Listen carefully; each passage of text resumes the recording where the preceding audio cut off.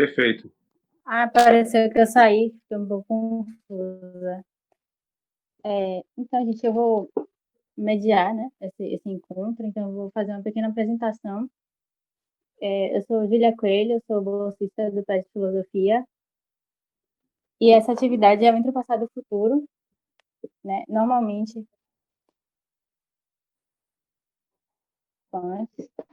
que falam de um tema em comum, e ao final, né, como é uma roda de conversa, a gente abre para falas e tal, participações do público. Como nessa pandemia a gente está tendo que se reinventar, né, tanto para não parar as atividades, tanto para não, enfim, parar a si mesmo, a gente resolveu manter entre o passado e o futuro, mas com um formato um pouco diferente, né? A gente vai fazer o possível para manter esse diálogo, né? Essa troca, tanto entre os participantes, tanto entre o PET, quanto o professor. Mas, enfim, algumas coisas, né? Obviamente, estão mudadas. Nessa edição, primeira de 2020, a gente tem o professor Valdomiro Júnior Silva Filho, professor doutor da UFBA, né?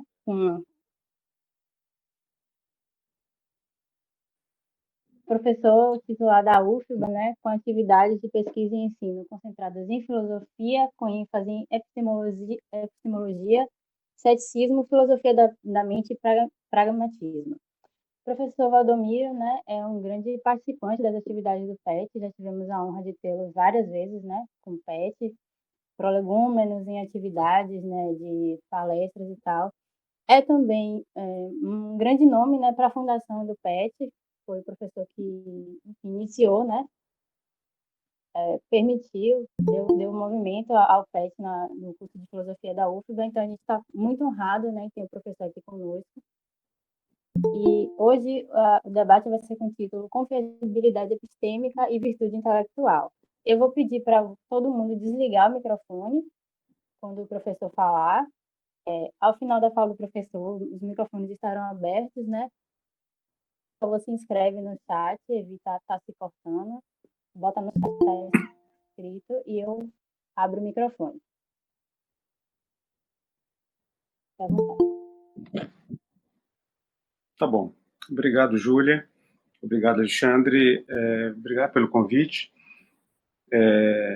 De fato, eu tenho uma grande simpatia, uma relação muito forte com o PET, e nesses anos todos eu acho que é um programa que tem mostrado resultados muito expressivos, muito importantes, acho que tem contribuído para consolidar o talento de alguns estudantes para investigação, para pesquisa, e realmente tem valido muito a pena investir no PET. A gente vive agora uma situação realmente extraordinária. Acho que nenhuma pessoa conseguia imaginar o que nós íamos passar nesse momento. Eu acho que todas essas pessoas que ganham dinheiro adivinhando o futuro no final do ano deviam ser processadas, porque ninguém conseguiu acertar o que nós íamos passar agora. É um momento muito delicado, a universidade especialmente, porque não é apenas o fato de que nós estamos em isolamento social e acossados por uma pandemia que é muito cruel, muito violenta, que tira muitas vidas. A gente vive também uma crise social importante no Brasil, especialmente a universidade, que todos os dias a gente tem recebido as piores notícias possíveis. Há um cerco contra a universidade. Hoje mesmo é um dos piores dias da história recente da universidade, porque o presidente da República baixou uma medida provisória que dá ao ministro da Educação os poderes para que ele indique os reitores das universidades sem consulta à comunidade e às famosas listas tríplices. Isso realmente abateu toda a comunidade acadêmica brasileira. Hoje há nesse momento, uma movimentação intensa. Pela primeira vez nós conseguimos pautar na imprensa, na grande imprensa, esse tema da universidade. Nesse momento, agora nesse momento, jornal hoje está com a matéria sobre esse assunto. Hoje, por volta das 11 horas, o professor João Carlos Salles esteve na entrevista no Globo News, tratando, e realmente é um assunto muito, muito sério. A universidade continua tentando, como o Júlia falou, tentando se reinventar nesse período. Nós recusamos, de modo muito forte, substituir as atividades ordinárias por atividades remotas. Não vamos fazer avaliações ou dar notas através de educação à distância por várias razões. Primeiro, porque nós temos uma informação muito objetiva de que a boa parte dos estudantes não tem acesso seguro à internet, computadores, um ambiente de estudo que lhe permitam fazer um estudo remoto.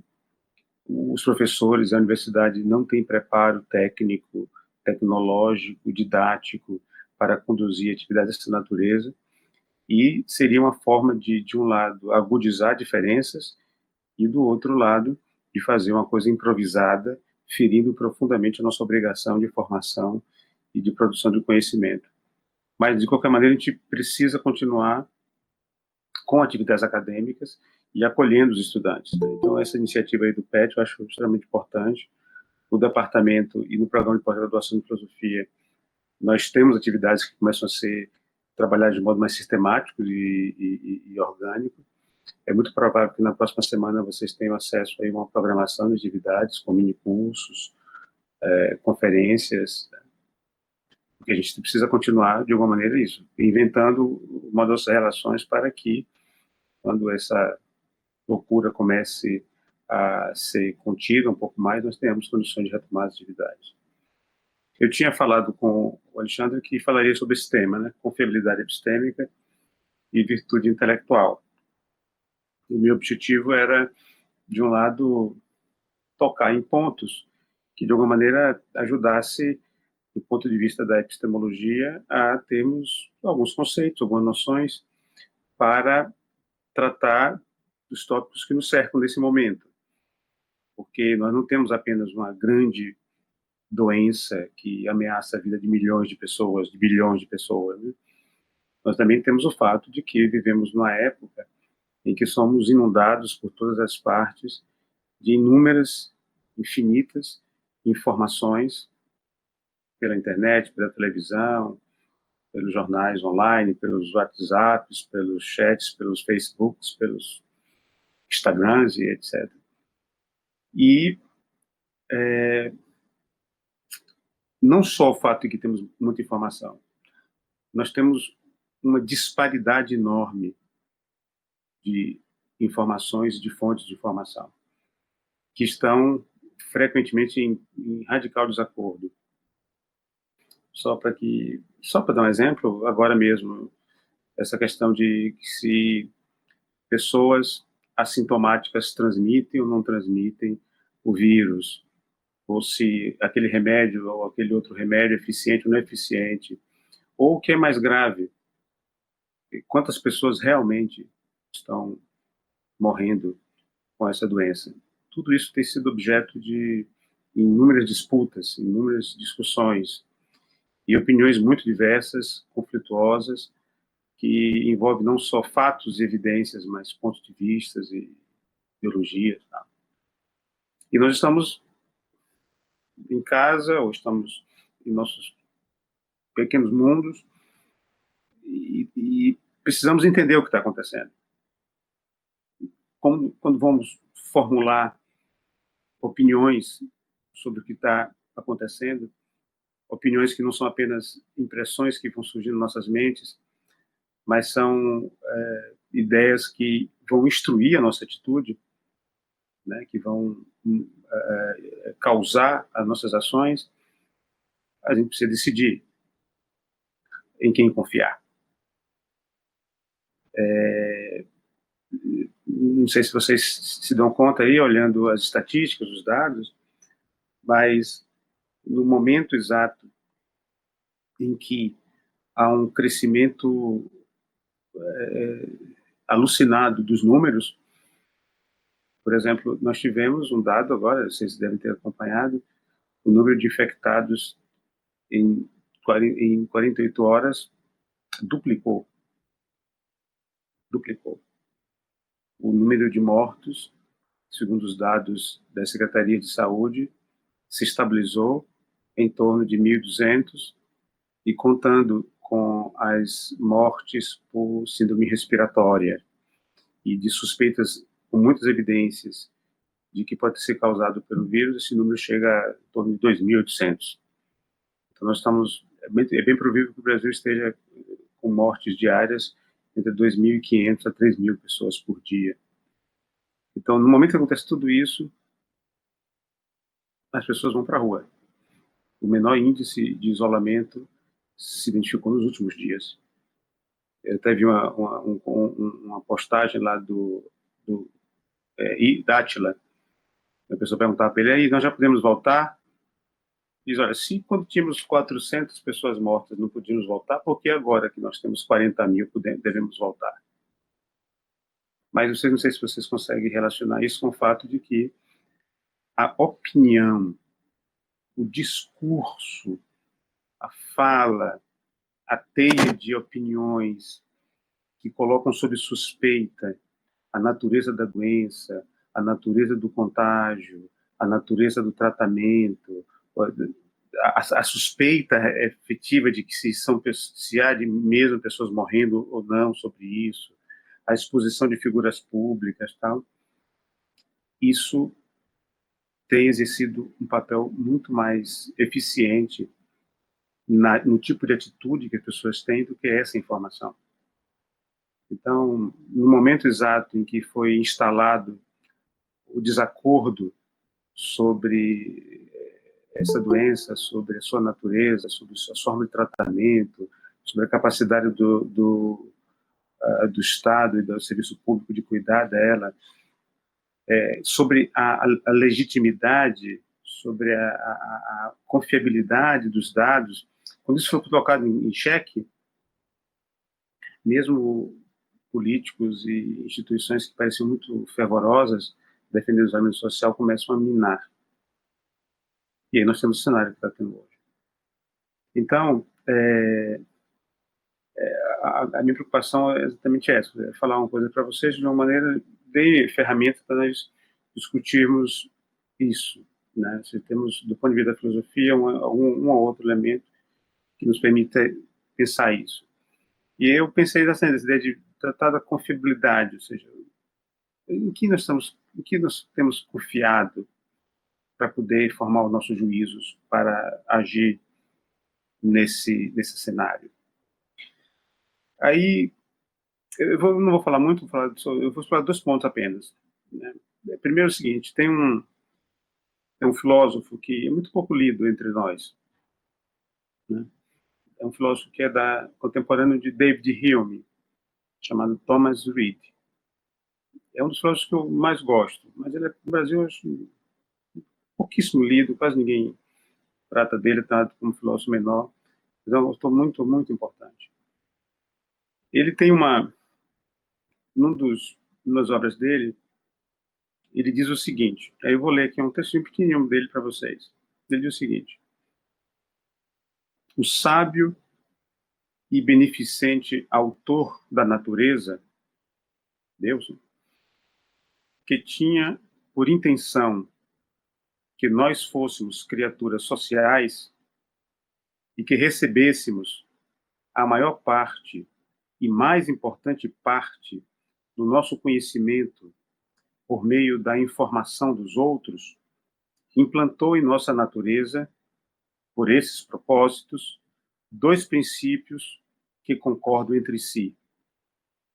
O primeiro princípio é a propensão a falar a verdade e a usar os signos da linguagem para transmitir nossos reais sentimentos. Ele chama isso de princípio da veracidade. O outro princípio, implantado em nós pelo Supremo Ser, é a disposição a confiar na veracidade dos outros e a acreditar no que nos dizem.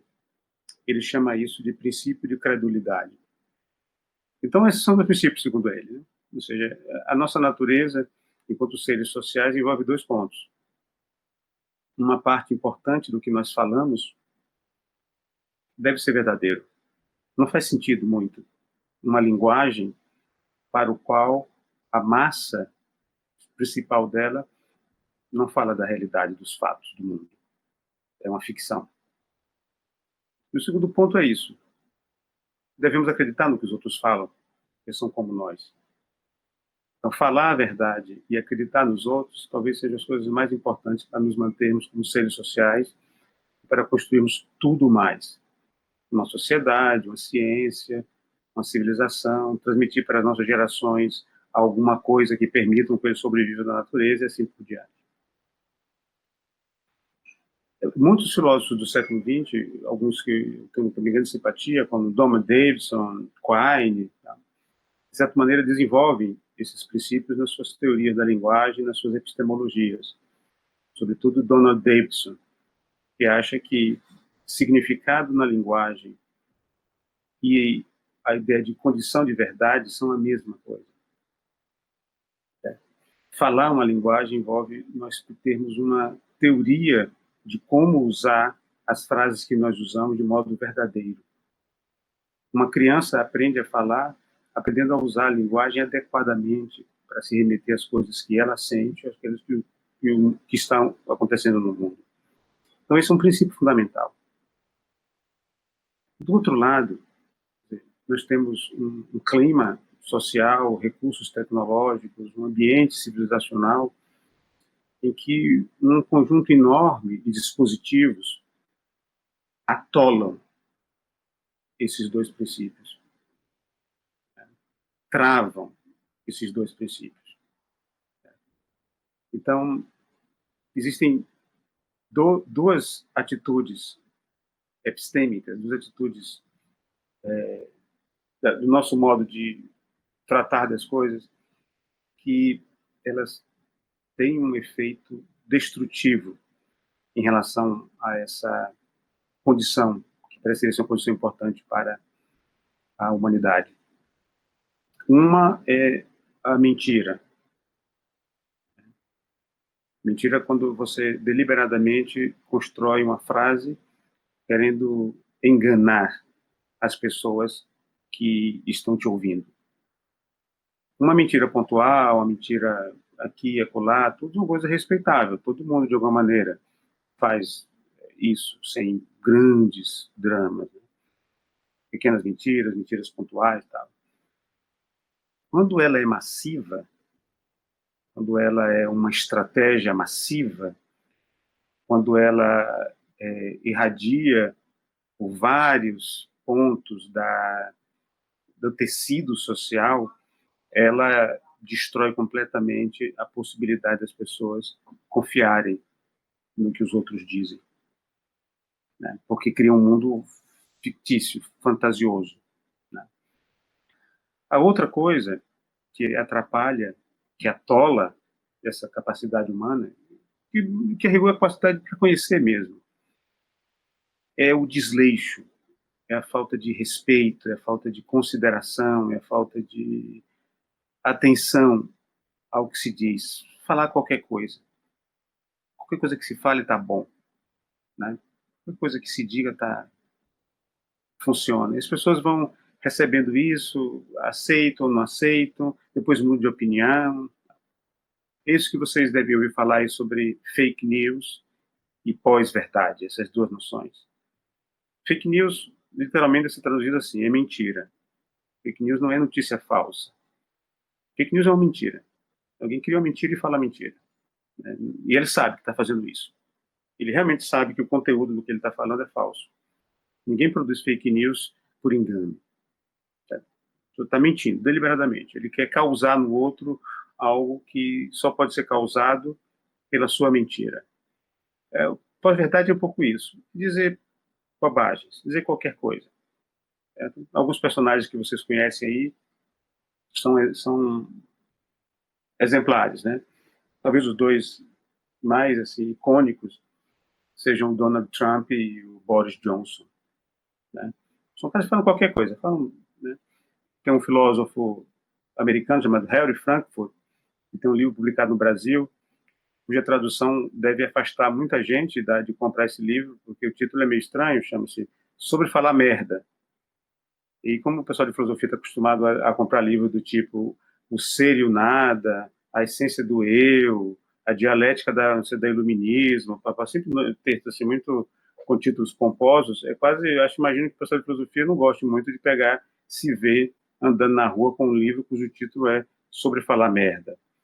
Mas é um livro de filosofia, um livro bastante sério, por sinal, que é sobre essa disposição que nós temos de falar qualquer coisa. Fala qualquer coisa, né? Sem nenhum tipo de responsabilidade epistêmica. Não é que fale mentira, é preciso até que seja verdadeiro. Não é nem que seja mentira, a pessoa não está mentindo, ela despreza qualquer tipo de critério sobre a realidade. E eu imagino que eu estou dando exemplo aqui de Boris Johnson e de Donald Trump, porque são assim, mundiais e tal, mas no Brasil vocês não precisam fugir muito, vocês vão encontrar esses fatos, essas performances linguísticas, semânticas no nosso cotidiano. Eu, por sinal, já me cansei de colecionar isso, porque todos os dias tem uma coisa nova. Um dia é o remédio do sei o que lá, outro dia é o que a OMS falou, outro dia é o alho que não sei o que lá com enxofre, é não sei o que lá. Então, enfim, é quase impossível colecionar a quantidade usando a expressão de Frankfurt, de merda que se fala e a quantidade de mentiras que se fala. Certo? Agora, veja só, que alguém fale bobagem, aceitamos, né? Todo mundo tem aquele tio chato, aquele primo chato que fala bobagem. Que alguém minta, é isso, acontece. O problema é quando isso contamina completamente o tecido das relações sociais, que é um pouco nós vivemos hoje, né? As ferramentas que nós dispomos, WhatsApp, Instagram, essas coisas todas, elas são um terreno maravilhoso para que isso se prolifere. Chega um momento que as pessoas todas se sentem autorizadas a acreditar por escolha. As pessoas podem escolher no que acreditar. E veja só, é claro que eu dei exemplos aqui de Trump, de Boris Johnson, e você deve estar imaginando que eu estou falando também de personagens políticos brasileiros, tal. Mas isso não é que se aplique apenas a quem é de direita. Não são só as pessoas de direita que mentem e que falam merda. Qualquer uma pessoa. Tem os grupos que eu frequento, que eu tenho acesso, que são amigos, tá? Que falam de uma coisa chamada, quando é uma mentira, tal, de fake news do bem. Certo? Não existe fake news do bem. Não há, essa categoria não existe. Mentira é mentira, não é mentira do bem. Né? Que são aquelas situações em que você recebe notícias sobre a família do presidente e tal, e que encaixa perfeitamente naquilo que você imagina, tal, que estava associado ao assassinato de fulano de tal, e você passa adiante. Certo? Ou então, por exemplo, esse caso da cloroquina. Chegou um momento em que a direita apoiava a cloroquina e a esquerda era contra a cloroquina. Se por acaso alguém falasse alguma coisa que a cloroquina podia servir para curar alguma pessoa, as pessoas de esquerda ficavam arrepiadas. Não, é porque é mentira, é fake news e tal. Né? Foi, por exemplo, um banho de água fria quando se descobriu que a pesquisa do Lancet, que confirmava que a cloroquina não tem eficiência, muito pelo contrário, pode até causar mais danos e até mais mortes, o resultado, a pesquisa foi resultado, o texto foi resultado de uma pesquisa que foi mal conduzida, né, que as fontes de informação não eram confiáveis e de que provavelmente muitas delas nem existiam. Né? Tanto que os autores principais do artigo retiraram o seu nome e logo depois a revista retirou o estudo do ar por causa das acusações. Então, isso não é... Quando eu falo dos danos, do atolamento epistêmico causado pela mentira causada por falar merda, eu não estou falando isso do ponto de vista de ideologia, ou de um ponto de vista partidário. Eu estou falando isso do ponto de vista da epistemologia.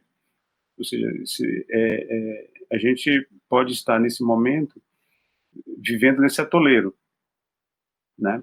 Em que aqueles que seriam as fontes mais confiáveis de conhecimento, eles estão irreconhecíveis, não tem como reconhecê-los, certo? Apelar, por exemplo, hoje à ciência, tal, é meio fantasioso também, porque quando as pessoas falam a ciência e alguma coisa que diz a favor do que a pessoa acredita, é a ciência. Quando você fala ciência e ela diz alguma coisa que não diz respeito àquilo que você gosta, já não é tanto ciência assim, né? Então, isso são, para mim, dos problemas. Há um terceiro problema também, né? Que é outra coisa que atola a possibilidade do conhecimento, que é a injustiça epistêmica, que é aquela em que você coloca personagens da vida social como sendo incapazes de produzir verdades, né? E você rebaixa o nível de competências epistêmicas por causa de alguma questão ligada à sua raça ou gênero, né? Índios, ou negros, ou mulheres, ou LGBTs, ou sei lá quem, ou estrangeiros, né? Isso é grave, porque se não precisamos aceitar a tese mística de Thomas Reid, né, que Deus criou tal, mas esqueçamos. Mas se de fato a nossa Constituição é uma Constituição como seres sociais, que a nossa capacidade e nossa acuidade para poder compreender o mundo que nos cerca e o modo como navegamos nesse mundo é uma capacidade limitada e que depende muito do amparo naquilo que aprendemos na linguagem, na escola, na cultura e o apoio que damos uns aos outros, no modo como essa comunidade vive, os aparelhos, os instrumentos, os conceitos que compartilhamos com os outros. Se isso é verdadeiro, no momento em que a gente atola essas práticas lamaçal da mentira, da merda, de falar merda e da injustiça, nós estamos absolutamente perdidos e não temos no que nos amparar para poder até mesmo construir as nossas opiniões. Eu achei bacana que o título dessa série seja Entre o Passado e o Futuro. Eu não sei se vocês estavam inspirados em Hannah Arendt quando fizeram isso, que Hannah Arendt que tem uma obra sobre isso, né? E tem um trecho dela que eu realmente gosto muito, que ela fala que a liberdade de opinião, ela depende de algum mínimo de objetividade e de verdade. É porque há alguma coisa objetiva, alguma coisa que suspeitamos ou temos a inclinação a pensar que é verdadeira, que nós podemos construir opiniões. Então, formar opiniões, inclusive, depende de algum tipo de... que o terreno não esteja atolado, certo? E é um pouco a impressão que eu tenho, que temos essa condição epistêmica, metafísica, social hoje.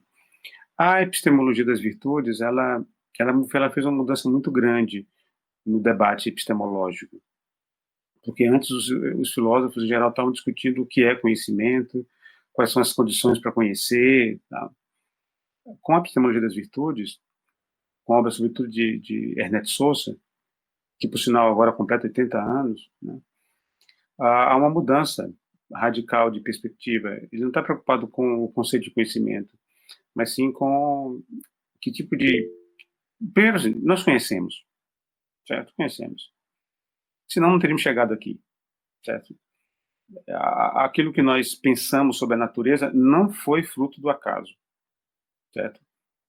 A compreensão dos estágios da natureza, dos ciclos do ano, das estações, de como as coisas operam, do plantio, tal, isso não foi feito pelo acaso, isso foi feito porque nós conhecemos, nós temos a capacidade de captar essas informações, organizá-las e transmitirmos um para outros pela cultura no largo do tempo. Nós conhecemos. É uma bobagem discutir e questionar isso. Não está preocupado com isso, está preocupado o que é importante para que nós tenhamos, que habilidades são importantes que nós tenhamos para sermos bons agentes de conhecimento, para que nós estejamos mais facilmente próximos da verdade e mais facilmente distantes da falsidade. Porque não há como, pensando na condição tipicamente humana, nós estabelecermos um critério que diga o que é verdadeiro e o que é falso na natureza. Vocês veem, por exemplo, aí que a ciência está sendo desafiada a encontrar respostas sobre o coronavírus, e a resposta mais sensata que se tem é que precisa se investigar melhor, né? Inclusive teve no El País, saiu uma entrevista que eu gostei muito de um infectologista,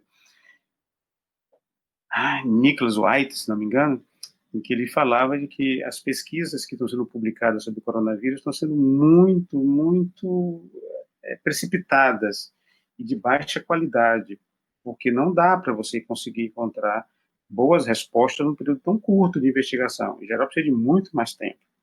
Certo? Então, veja, a mesma ciência se desafiar. O Trump, na entrevista, falou: ei, cientista, por que eu dei resposta? Me diz aí, daqui a semana que vem, cadê a vacina? Não é bem assim, certo? Nós temos... é preciso compreender que são recursos limitados, são seres limitados, são tecnologias limitadas, são condições de perspectiva, são situadas e tal, e que no limite assim mais otimista, é que a ciência pode ser cuidadosa, pode ser confiavelmente concebida como um modo de abordar as coisas prudente, metódica, que tenta evitar os subjetivismos ideológicos, por exemplo, né? Eu me lembro que um tempo atrás teve um seminário na UFBA em que eu colocar uma posição que é muito próxima do professor Charbel. Eu sou positivista, porque vocês são mais jovens, vocês não sabem disso, mas na década de 90 do século passado, todo mundo era pós-modernista na universidade. Todo mundo falava de ponto de vista, perspectiva, tal, Foucault, Nietzsche, Deleuze e tal, tudo é narrativa, tudo não sei o que lá, tal. Eu acho isso absurdo, que são narrativas. Eu acho isso absurdo. Eu me defendia como sendo um positivista, coisa que o meu colega Chaves sempre falou, que era positivista. Por quê? Acredita que nós podemos nos dirigir para a verdade, e que quando alguma coisa é verdadeira, ela se impõe a mim e aos outros também. Mas a garantia de que nós chegamos à verdade é uma garantia muito precária. Mas, no limite, podemos chegar ao ponto de que, nesse momento, nós não temos opiniões contrárias relevantes para um anunciado qualquer. Então, o que a epistemologia das virtudes está preocupada é discutir que habilidades, né, que poderes nós devemos ter para poder nos aproximar mais, estar mais próximo possível da verdade e estar mais distante possível da falsidade, mesmo que não tenhamos garantias de ter a verdade ou de não ter a falsidade. Então, precisamos pensar que tipo de habilidades essas, que tipo de virtudes são necessárias para que alguém esteja nessa posição. Então, por exemplo, investigar com cautela, por exemplo. Veja, eu tenho assistido isso muito com os alunos da graduação, né? Não tem como você formar uma boa opinião tendo como fonte no seu WhatsApp. Não tem como. E veja só, é possível até que aquilo que você recebe no WhatsApp seja verdadeiro. É possível que seja. Mas não é por causa da ferramenta que você tem na mão que ela é verdadeira. Porque no WhatsApp de você sabe, você só recebe opiniões que vocês gostam. Você está no grupo de amigos, de pessoas que têm identidade própria, que tem aquela relação mais de identificação e tal. Certo? Então, ali tem uma certa coisa de tribo, né? O professor Wilson Gomes, aí, o professor da UFPA, que fala muito de tribos epistêmicas, né? Então, você vê que não tem como chegar, estar mais próximo à verdade dessa maneira. Por isso é importante muito ter uma atitude investigativa, né? Comparar opiniões. A imprensa, por todos os defeitos que tem, é uma fonte de informação relevante. Não que digo que o Globo seja verdadeiro, que a Folha seja verdadeira, que o Estadão, mas esses veículos eles estão mais próximos de produzir informações confiáveis do que o WhatsApp da família, porque ali tem jornalistas profissionais que têm uma carreira a zelar, que têm princípios editoriais a seguir, tem ferramentas para poder aplicar, tem uma ética de conduta que eles têm que aplicar e que eles podem, inclusive, responder caso tenham uma conduta que não respeite esses princípios, né? A universidade é outra fonte confiável de informação. Mas o que eu queria insistir, que é um tema que nós temos discutido muito, uma dessas coisas são quando há obstáculos para isso, né? Quando as coisas são mais obstacularizadas. Isso tem muito a ver com as atitudes que nós tomamos. É claro que não podemos nos tomar como responsáveis pelo fracasso ou pelo sucesso do processo de transmissão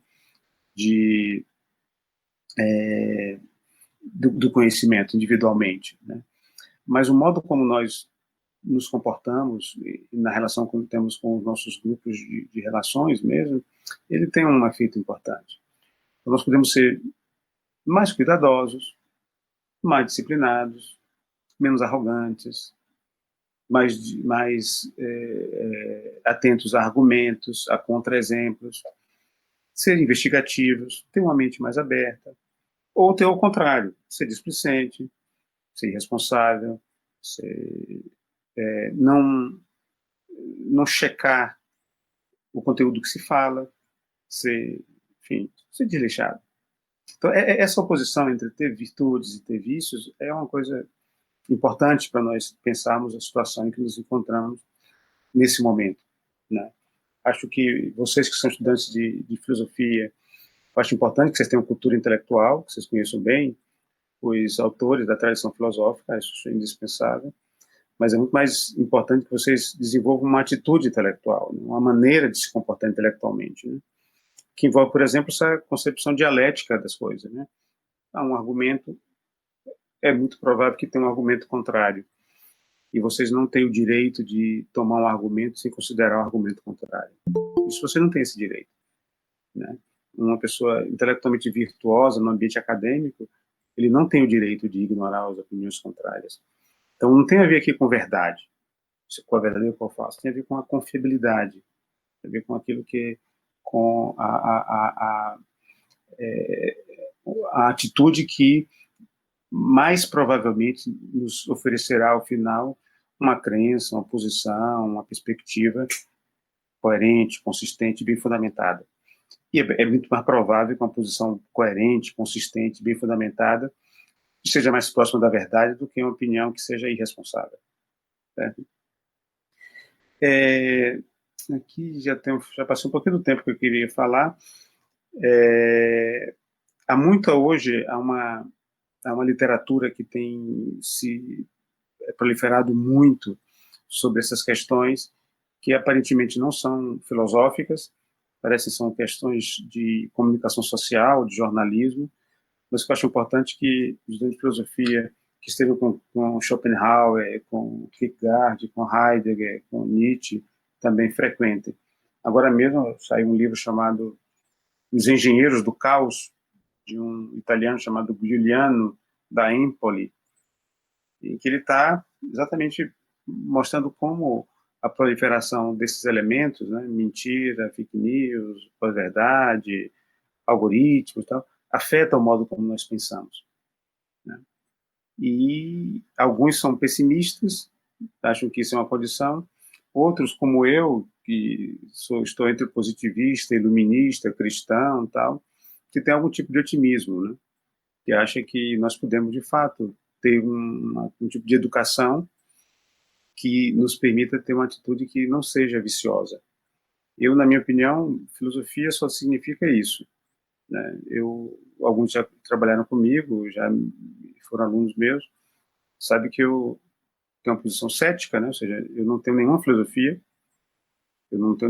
que eu goste, nenhuma filosofia me encanta, né? Não tem nenhum autor filosófico assim que eu seja, o meu filósofo é esse, esse é meu filósofo, né? Eu não tenho um filósofo para chamar de meu.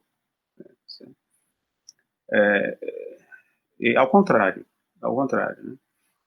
Muito pelo contrário.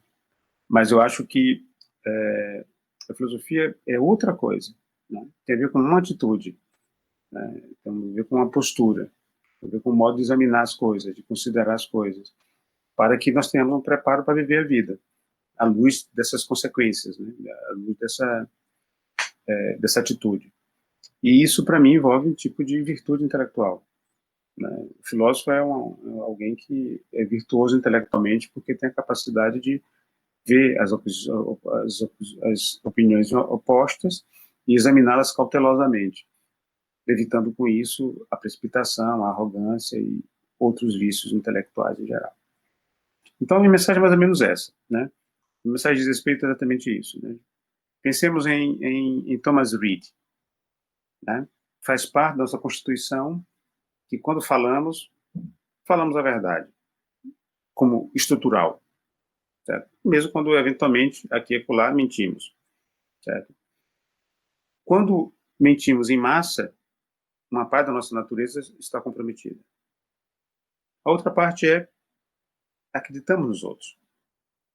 Quando, por alguma razão, deixamos de acreditar nos outros, ou porque nós nos identificamos nesse caldo pantanoso de mentiras e de merdas e tal, e de injustiças, alguma coisa fica muito grave. E aí a possibilidade do conhecimento é praticamente nula. Aí vamos viver um mundo em que de puras opiniões sem verdade. Isso é uma tragédia. Certo? Então, aqui já são 3h45. Aí eu paro por aqui. Se vocês quiserem bater papo, a gente bate um papo. Tá bom, então eu vou abrir um bloco de 3 perguntas. Pode ser, professor? Claro. Quem tiver interesse em fazer alguma pergunta, algum comentário, se inscreve no chat, por favor. Professor, só comentando o que você falou sobre antepassado e futuro, sim, realmente foi uma inspiração no livro da Hannah Arendt. Foi um especiano nosso que pesquisador dela, né, hoje em dia está na pós pesquisando, e que ele sugeriu esse tema.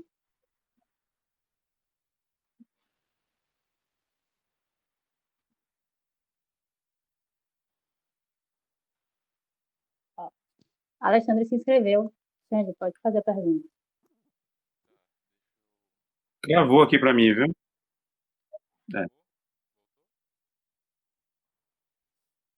Voltou agora. Voltou agora. O Alexandre se inscreveu.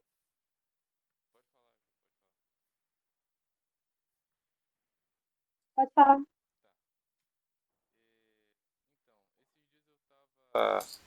Me deparei com um texto de um repórter, eu não vou me lembrar o nome dele e não consegui achar também, mas ele trabalha fazendo divulgação científica num jornal, numa parte de coluna, e aí ele estava associando esse clima geral de fake news, essa coisa da pós-verdade, tudo, com a distância que há entre a produção científica e o público em geral, digamos assim, né?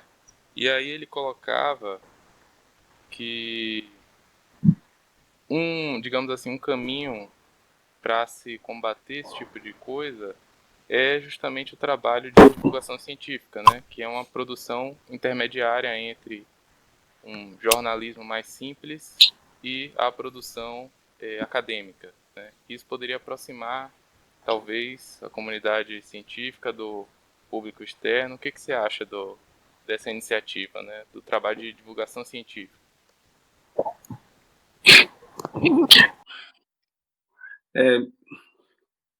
Veja, eu não sei bem onde é que começa tudo isso, realmente eu não faço ideia. Mesmo porque tem um amigo que faz pesquisa sobre essas coisas, uma parte muito grande das pessoas que consomem as más notícias, né, as mentiras e as bobagens e as pós-verdades, uma parte muito grande delas é composto de pessoas de classes sociais que têm acesso à informação, têm educação e têm educação universitária, certo? Então, realmente eu não sei onde é que está o gatilho para tudo isso, né? Eu tenho entendido em conversas com amigos que são de outras áreas, a imaginar que esse problema não é um problema de informação, no modo como a informação circula. Tem algum problema de outra natureza aí, né? Que deve ter algo de ordem social. Tá? E é claro que a gente tem proximidades entre o que está acontecendo conosco. A gente sempre faz essa aproximação com o caso da Inglaterra, da Hungria e dos Estados Unidos, né? É bem provável que a eleição de Donald Trump e a saída do Reino Unido da Comunidade Europeia tenham sido os dois eventos assim mais importantes para estimular o debate filosófico recente. Eu conheço uma imensidão, agora a pandemia, tá? Mas eu conheço uma imensidão de trabalhos só que tratam como gatilho esses eventos. Mas veja, eu tenho pensado no caso específico do Brasil, eu tenho tendido a imaginar que a origem desse atoleiro tenha questões que sejam de ordem do modo como a sociedade brasileira se constitui, né?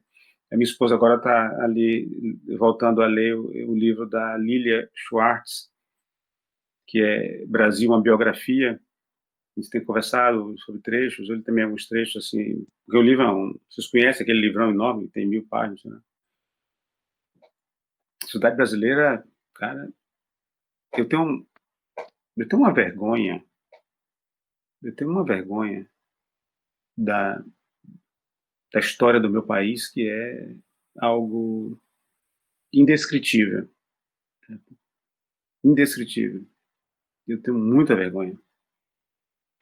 Eu, que sou uma pessoa que vem de origem das classes populares, até poderia ter me sentido até um pouco desresponsabilizado, né? Porque historicamente a minha família está do lado daqueles que foram sempre expropriados e tratados como objeto e como nada, né?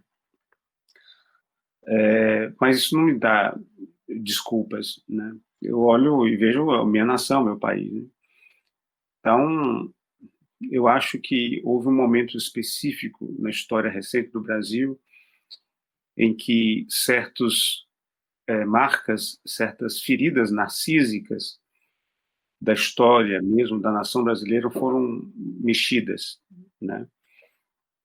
E para mim tem algumas coisas que são muito, muito pontuais, né?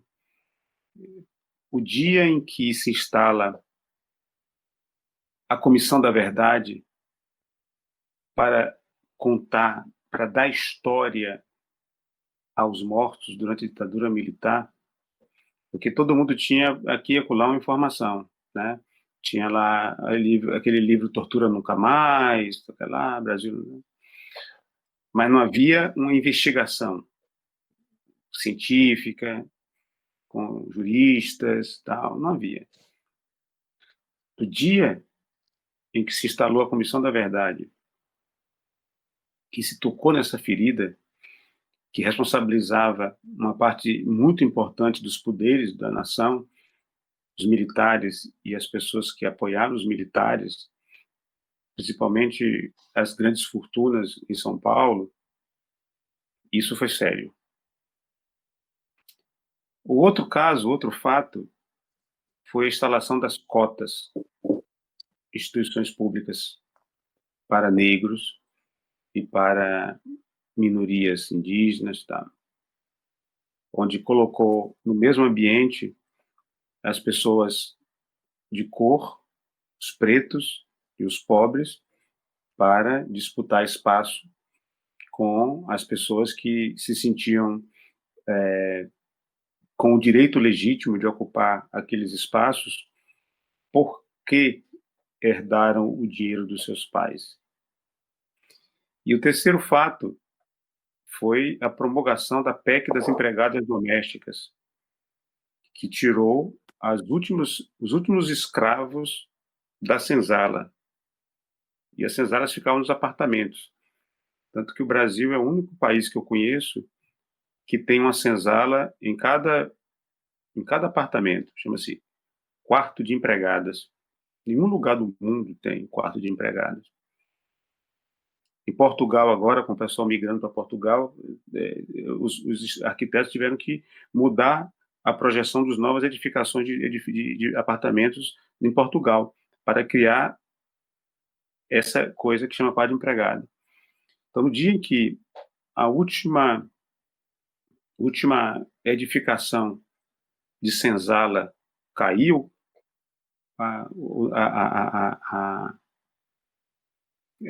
o narcisismo do espírito brasileiro não suportou.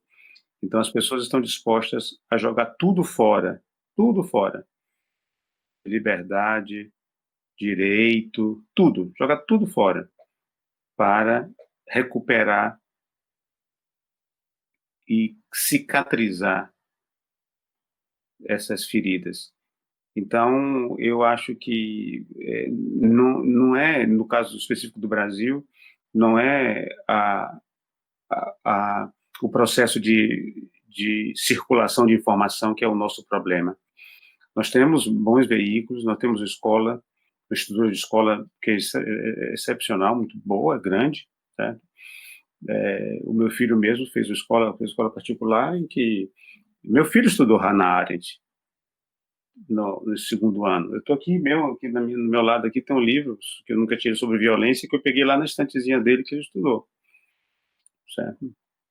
Ele e os colegas deles que hoje têm uma posição que é diametralmente oposta à dele.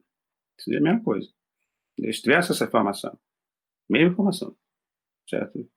E sabem, e eles têm uma disciplina que era método de investigação, que eles sabem como comparar fatos, como procurar melhores fontes. Tem um laboratório na escola dele em que eles tinham lá toda a ferramenta. Pegam notícia, compara com tudo isso, sabe tudo isso. Certo? Mas eles têm um problema, que é insuperável, eles são ricos. Então não tem jeito. Eu não sei. Eu realmente não saberia a origem, né? Eu sei o que devemos fazer. Eu acho que é buscar sermos virtuosos e tentar não sermos viciosos, né? Como fazer isso também eu não sei como é que se faz isso, né? Agora, de como chegamos nesse atoleiro, meu irmão, realmente não sei como chegamos aqui. Eu tenho suspeita de que esses três fatos que eu narrei para vocês agora são bons gatilhos para que as pessoas naveguem tranquilamente na merda, no atoleiro, na mentira, sem qualquer culpa. Professor, temos mais 2 inscritos. Eu peço para eles fazerem a pergunta de vez e depois o senhor responde as duas, um de cada. Tanto faz. Eu estou vendo aqui que meu amigo Jarle está aí, né? Jarle, tudo bom? Sim. Diga, pode dizer, qualquer um pode falar. Tudo bom, Os dois Valdomiro? Então, Ei, meu irmão. Caio Dé, você pode fazer a pergunta? Só uma perguntinha aqui para Jarle. Como é que está você, Jarle, com criança e tudo? Está tudo tranquilo lá, cara? Consegue viver? Dormir?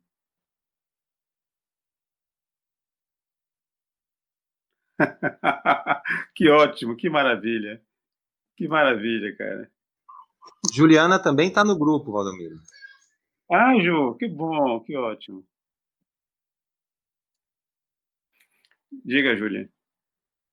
Caio Dé, pode fazer a pergunta. Está inscrito. E depois Greg. Boa tarde. Eu queria fazer... A minha pergunta Boa tarde, José. seria mais uma coisa fora do que estamos debatendo, mas que me veio ontem, que é a universidade, que é a UFRB, no Recôncavo da Bahia. Eu faço filosofia em Amargosa. Eles estão querendo retornar retornar às aulas no semestre que vem. E aí tem uma grande complicação de logística, aluno que mora na zona rural e etc. Eu queria uma opinião sua com relação aos números e se é seguro mesmo fazer todo esse movimento. O meu pessoal, meus colegas, estavam escrevendo uma carta, uma espécie de nota de repúdio, que na verdade era cada um dar sua opinião se concorda ou não com o EAD. E vieram várias questões, não só quesito material, mas também doenças psicológicas, pessoas com TDAH, ansiedade, depressão. Já era difícil todos eles manterem uma certa atenção ao conteúdo quando era presencial. Imagina agora em EAD. Então, eu queria uma opinião sua sobre esse caso, por favor. Eu não sei se eu sou a pessoa mais indicada para poder resolver isso, mas eu tenho uma opinião, porque eu também sou dirigente na UFBA, né? Eu coordeno a pós-graduação de filosofia, e hoje tivemos uma reunião pela manhã com os coordenadores da UFBA, com a presença do nosso reitor, o professor João Carlos Salles, né? E esse tema veio à tona, né? E o professor João Carlos tem sido uma pessoa que tem conduzido essa discussão de um modo muito, muito sereno e muito seguro, né? Ele tem a informação, duas informações importantes. A primeira é que uma parte importante da população de estudantes, ela tem limites em relação ao acesso ou à internet, ou ao computador, ou ao ambiente de estudo, salas para estudar, tal. Isso é uma coisa. A segunda constatação é que nós, professores, e o corpo técnico da universidade, não tem o preparo técnico, pode até ter o tecnológico, mas não técnico, para conduzir estudos e ensino remoto. Inclusive, a diferença entre ensino remoto e EAD são coisas distintas. Inclusive, as instituições privadas que hoje conduzem ensino à distância, porque aqui tem várias aqui em Salvador, Baiana, FAC, tal, eles conduzem de modo desastroso, porque eles fazem o seguinte: se o aluno tem 4 disciplinas no dia, disciplina de tal a tal horas, eles pegam aqueles mesmos horários e colocam o professor à distância para mandar ou material ou para ficar com ele, né? Então, com a mesma quantidade de estudantes, com a mesma carga horária.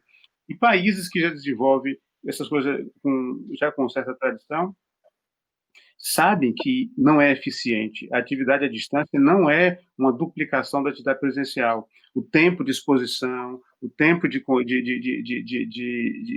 interação é diferente. Tanto que quando eu falava com o Alexandre sobre essa atividade aqui, eu falei assim, olha, eu, por exemplo, eu não consigo fazer uma atividade dessa que vai acima de 1h15, 1h20, porque eu não consigo me concentrar, e vocês que estão ouvindo não conseguem se concentrar direito, e o cansaço é muito grande, você tem que ter uma atividade muito específica, muito mais intensa. Tá? Então, o grau de produtividade que essas universidades vão ter, as faculdades vão ter, vai ser muito baixo. E nós, especificamente, não temos essa capacidade. Mas, veja só, o professor João Carlos, que além de ser nosso reitor, ele é presidente da ANDIFES, que é a Associação Nacional dos Dirigentes de Instituições Superiores. A ideia é que todas as universidades discutam e tentem uma saída comum. Não basta que o departamento de filosofia daí tenha uma opinião, o departamento de sociologia tenha outro, a UFRB tenha uma, isso vai criar uma confusão, viver em 50 mil mundos paralelos. E, além do mais, gente, o EAD já é complicado, imagine uma EAD em que nós somos forçados a tê-la por isolamento social. E quando você falava pessoas que tinham problemas de algum tipo de sofrimento psicológico antes, agora, veja só, eu não conheço, não tem um amigo meu, não tem uma pessoa com quem eu me relacione que não esteja emocionalmente abalado com o que está acontecendo. Tem uma pessoa que eu conheço. Pessoas que têm a vida mais tranquila do mundo, super tranquila, não conseguem dormir se não tomar uma medicação para dormir.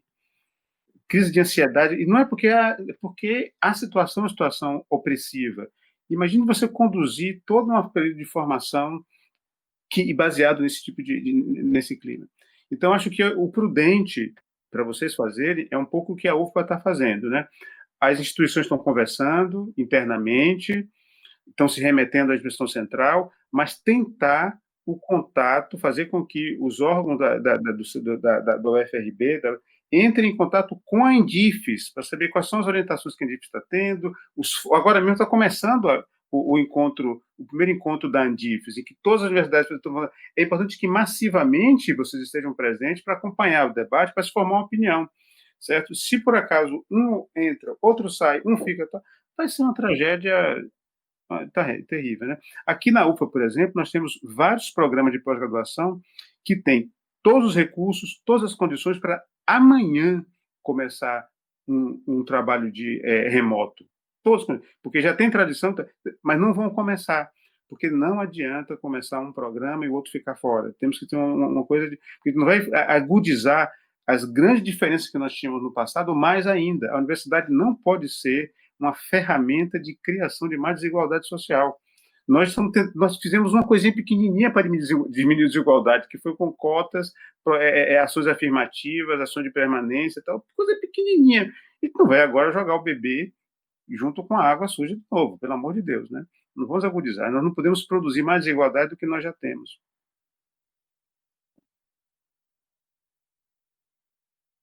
Obrigada, professor. Vou pedir para a Grace agora fazer a pergunta, tudo bem? Ju, mesmo com o horário sendo ultrapassado, pode fazer mesmo assim?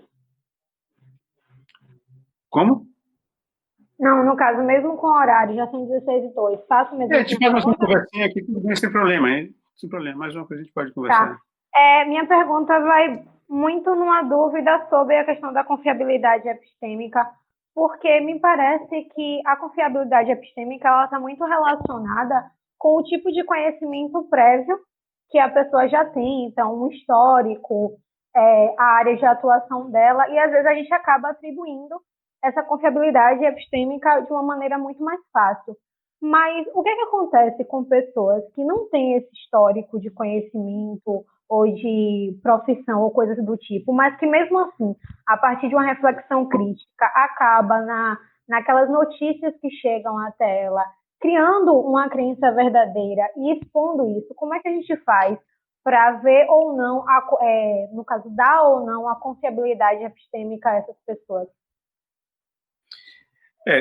Veja, aqui eu falei assim de um modo bastante amplo, bastante irresponsável, sem nenhum cuidado técnico, né?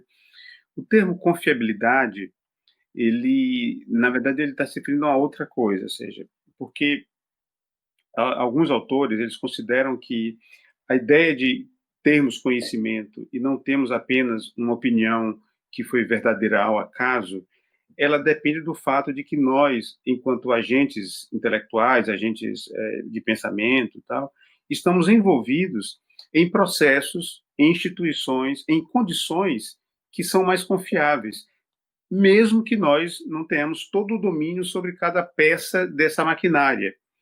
Por exemplo, se vocês estão numa universidade, ou se vocês estão diante de uma pessoa, de um médico, de um técnico, tal, que tem por trás dele toda uma história que ofereceu as melhores ferramentas, as melhores condições para a produção de certas ideias, certas crenças, mesmo que você não tenha como verificar ponto a ponto que isso é confiável ou não, você está dentro do processo confiável.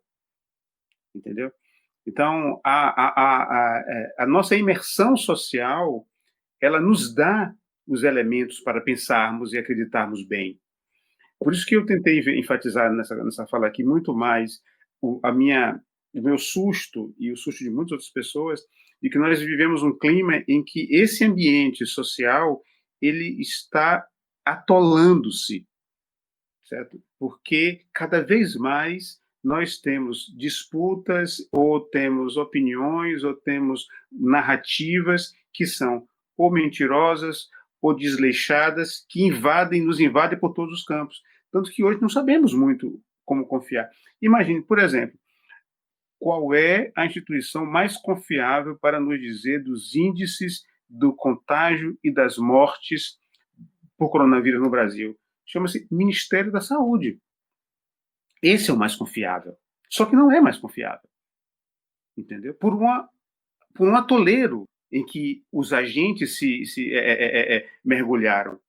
A partir da semana passada, de agora, até muito adiante no futuro, nenhuma afirmação que sair da boca dos ministros e dos técnicos do Ministério da Educação será confiável, mesmo se forem verdadeiras.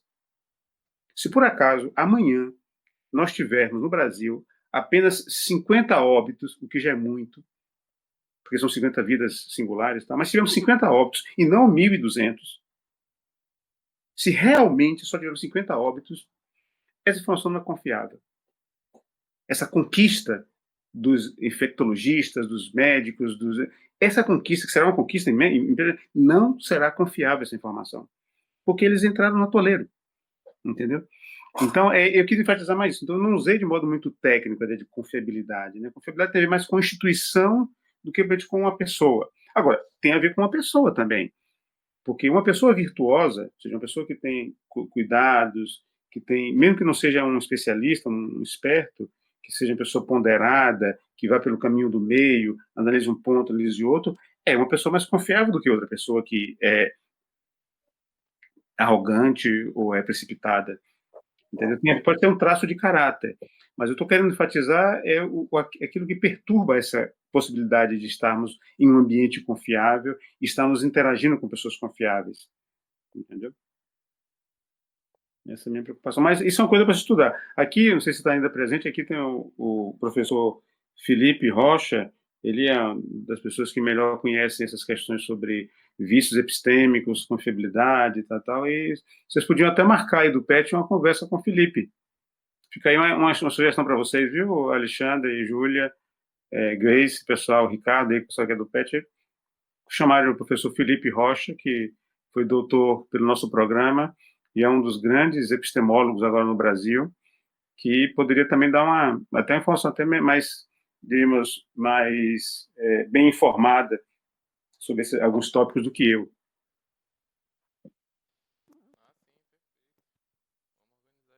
Pode ter mais dessa atividade entre passado e futuro ao longo do ano, né? É bem provável, inclusive, que o futuro demore, entendeu? Quando é que o futuro virá? Eu não sei quando é que o futuro virá. Né? Eu não sei quando é que vai ver o futuro. Eu estou ansiosíssimo, né? Que alguém me dê alguma notícia sobre ele, né? Eu não estou vendo. Desfecho.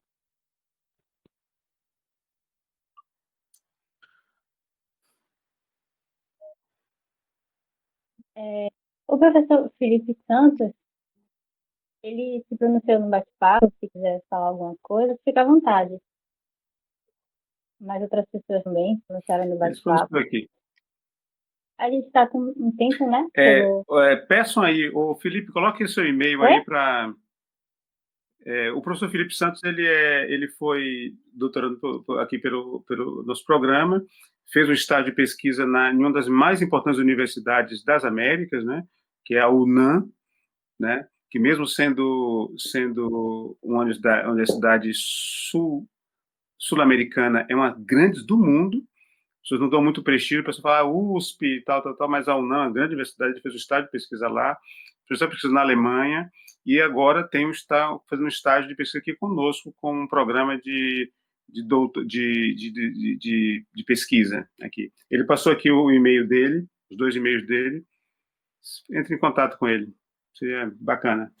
Legal, já está anotado. Obrigada, professor, pela dica. Então, pode encerrar, né? Pelo limite, não tem mais falas. Ok. Gostaria de agradecer ao senhor, professor, por dar essa disponibilidade para a gente, né? Por realizar essa roda de conversa. Com certeza foi um ganho enorme, né? Acho que, de certa forma, toda a atividade que a gente consegue realizar na pandemia é meio que um suspiro, né? Não para influenciar o produtivismo, nem tal, mas para continuar, de certa forma, enfim, com algum tipo de ação. Acho que isso é muito importante. Então, eu acho importante que vocês façam essas atividades. Nós aí da pós-graduação de filosofia, do departamento, do colegiado, nós estamos conversando sobre oferta de atividades mais sistemáticas para vocês. sempre lembrando, não seriam atividades curriculares, né? Seriam atividades acadêmicas, mas não curriculares, né? Então, inclusive agora, nessa semana que vem, nós vamos começar a oferecer 3 mini-cursos que vamos abrir, são mini-cursos fechados para pós-graduação e para alunos especiais e para alunos regulares, mas também para o PET, viu? Vocês podem não pedir, então. Os 3 primeiros cursos já estão determinados. Um curso vai ser do professor Adriano Correia, que vocês conhecem muito bem, né? Vai ser um curso sobre a ideia de violência em Hannah Arendt. Outro vai ser do professor José Sérgio Carvalho, que é da USP, da faculdade de... Ele é filósofo, mas trabalha na educação, em que ele vai também trabalhar com pontos ligados a Hannah Arendt e Paul Ricoeur, sobre o contexto atual. Tá? E o outro vai ser com o professor Breno Guimarães, da Universidade Federal do Mato Grosso, sobre injustiças epistêmicas. Provavelmente outros professores do programa estão já fazendo propostas também para fazer minicursos, ou professores nossos, ou professores convidados. Então, aqui insistindo aqui que se Jarle tivesse um tempinho aí cuidando da sua linda bebê, pudesse oferecer para a gente lá no programa um minicurso que pode ser uma leitura de um trecho de Schopenhauer, de um problema em Schopenhauer, Nietzsche e tal, seria muito interessante. Né? Se Juliana pudesse também fazer, em particular, Ju, se Ju estiver me ouvindo aí, se tiver alguma coisa aí sobre os temas que você trata sobre mulher e tal, seria muito interessante. Viu? São minicursos curtos, né, de 3 a 5 horas, em 3 a 5 sessões, cada sessão de 1h30, certo? E aí, para a gente, enfim, a máquina do nosso pensamento está trabalhando contra esse monstro que está nos sufocando, né? E todo momento que nós estivermos juntos aqui, como filósofos, como professor, sempre vai ser um refresco para as nossas mentes tão sofridas, certo? Então, ótimo, Flávio, obrigado pelo convite, e aí, se cuidem. Eu também. Obrigada a todo mundo que participou. Valeu todo mundo.